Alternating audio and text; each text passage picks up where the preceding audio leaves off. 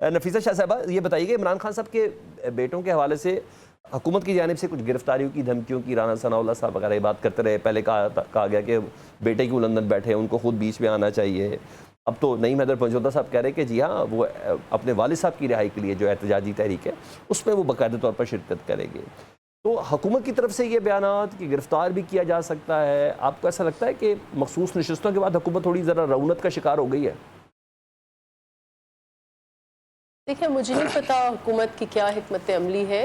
جہاں تک عمران خان کے بیٹوں کا تعلق ہے، میں سمجھتی ہوں کہ ان کو قانون کے مطابق جو فیملی ممبرز ہیں، جیسے علیمہ بی بی کو اجازت ہے ان سے ملنے، تو ان کو بھی اجازت دینی چاہیے معمول کے مطابق، روٹین کے مطابق. لیکن ایک میں ضرور اس وقت پوائنٹ آؤٹ کروں گی کہ عمران خان کی سیاست جو ہے وہ اس میں ان کا ایک سٹیٹڈ پوزیشن تھی کہ ہم موروثیت کے خلاف ہیں، اور اس کی وجہ سے شاید کافی یوتھ ان کے پیچھے لگا، اور موروثیت کو انہوں نے انفارچونیٹلی خود انہوں نے کوئی گالی بنا دی سیاست میں. حالانکہ لیکن اگر بچے آ رہے ہیں تو ایک پولیٹیکل اینگل سے وہ آ رہے ہیں، اور وہ موروثیت کا اینگل ہے.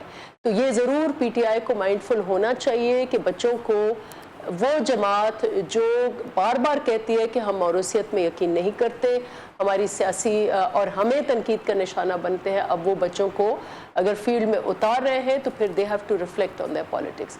لیکن جہاں تک ملاقاتوں کا تعلق ہے تو وہ ضرور میں سمجھتی ہوں کہ بچوں کو ملاقات کی اجازت ہونی چاہیے. اچھا یہ بھی تو اناؤنسمنٹ تو نہیں ہوئے نا پی ٹی آئی کی طرف سے عمران خان صاحب کی طرف کہ میرے بچے میرے بعد اس پولیٹیکل لیگیسی کو کنٹینیو رکھیں گے، یا پارٹی کا کوئی جنرل سیکرٹری بننے جا رہے ہیں، یا چیف آرگنائزر بننے جا رہے ہیں. اگر جس احتجاج میں بھی شرکت کرتے ہیں تو کیا یہ ان کا پاکستان کے قانون اور آئین کو دیکھتے ہوئے کیا ان کا رائٹ نہیں ہے کہ اگر ہم بینگا پاکستانی ہم لوگ وائٹ ہاؤس کے بعد بالکل رائٹ ہے، لیکن اس وقت یہ رائٹ کی بالکل بات ہے. لیکن جہاں تک یہ پروٹیسٹ کو جس طریقے سے پوسچرنگ کی جا رہی ہے کہ جیسے وہ آ کے میدان میں آئیں گے اور پارٹی کو لیڈ کریں گے اور تحریک کو لیڈ کریں گے، یا تحریک میں ان کا ایک سینٹرل کردار ہوگا، تو یہ تو ساری اس میں تو موروثیت ہی ایک اس کا مرکزی کردار ہے، اور یہ ان کی سیاست کے منفی ہے. ہم تو پراؤڈلی کہتے ہیں کہ ہم فالو کرتے ہیں بھٹو لیگیسی کو، ہم پراؤڈلی کہتے ہیں کہ ہم لوگ اس لیگیسی کو فالو کر رہے ہیں جو شہیدوں کی لیگیسی ہے. ہم اس لیگیسی کو فالو کر رہے ہیں جس نے جمہوریت کے لیے قربانیاں دی ہیں، ہم تو اس کو فالو کرتے ہیں. ہم اناپولوجیٹکلی، ہمارے چیئرمین بلاول بھٹو زرداری ہے، ساری پارٹی جو ہے وہ ان کے ارد گرد ہے. ہماری پولیٹکس جو ہے وہ موروثیت اور قابلیت دونوں کو ایکولی اہمیت دیتی ہے. لیکن ان کا تھرو آؤٹ جو خان صاحب کا ایک بیانیہ تھا وہ موروثیت کے خلاف تھا، اور اب وہ بچوں کو اس نہج پر لے کے آنا میں سمجھتی ہوں کہ یہ ان کی پولیٹکس کے خود ایک خلاف ہے. اچھا آپ کو ایسا لگتا ہے کہ وہ ان کی موروثیت سیاست کے اندر آنے جا رہی ہے جس کی بنا پر بیٹے قاسم اور سلمان آ رہے ہیں؟ اچھا ایک اور چیز بتائیے گا، آپ نے کہا کہ میں یہ نہیں کہہ سکتی کہ نون لیگ کس پیرائی کے اوپر جا رہی ہے، لیکن ابھی ہم نے قائمہ کمیٹی کے اجلاس میں بحث دیکھی، نبیل گبول صاحب کی بڑے سخت قسم کے تانے تک تھے طلال چودھری صاحب کو کہ خیرات میں ملی اکثریت سے نون لیگ اتنی مغرور ہو گئی ہے.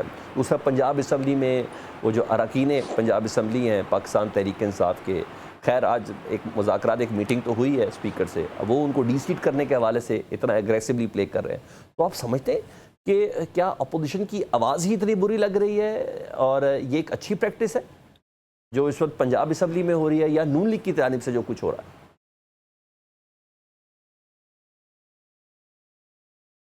یہ میرے لیے سوال ہے؟ جی آپ ہی کے لیے سوال ہے، آپ ہی کے لیے سوال ہے.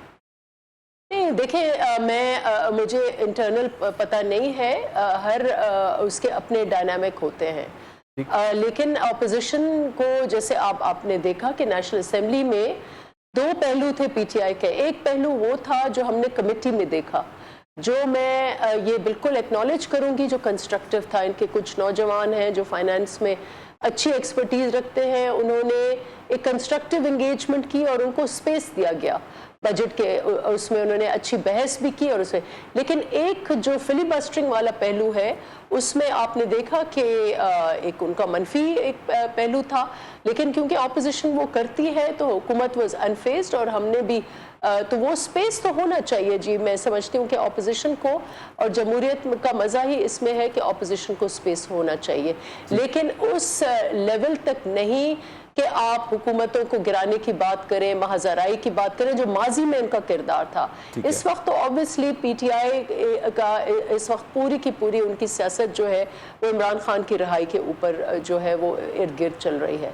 लेकिन मुझे डिटेल्स नहीं पता। Punjab assembly they are better जजेस, उनके अपने डायनामिक है वहाँ की सियासत के, तो मैं इस पर इतना कमेंट नहीं करना चाहूँगी इस वक्त। ऑलराइट, अच्छा मुझे इससे पहले कि मैं ब्रेक में जाऊं, मुझे आपसे एक और सवाल करना है कि माइनस आसिफ अली जरदारी साहब की चहमगोइयाँ हो रही थी, और पाकिस्तान के जो वज़ीर दाखिला है कल मोहसिन नकवी साहब ने उसको ट्वीट करके उसकी तरदीद भी कर दी, वजाहत भी कर दी, लेकिन ये ज़रूरत क्यों पेश आई? कुछ आपके पास कोई आइडिया है? क्योंकि वो ये भी कह रहे हैं मुझे पता है इस कैंपेन के पीछे कौन है और क्या है, और पाकिस्तान के बड़े सीनियर इन्वेस्टिगेटिव जर्नलिस्ट इस खबर को दे रहे थे कि ये यहाँ तक इतलात है।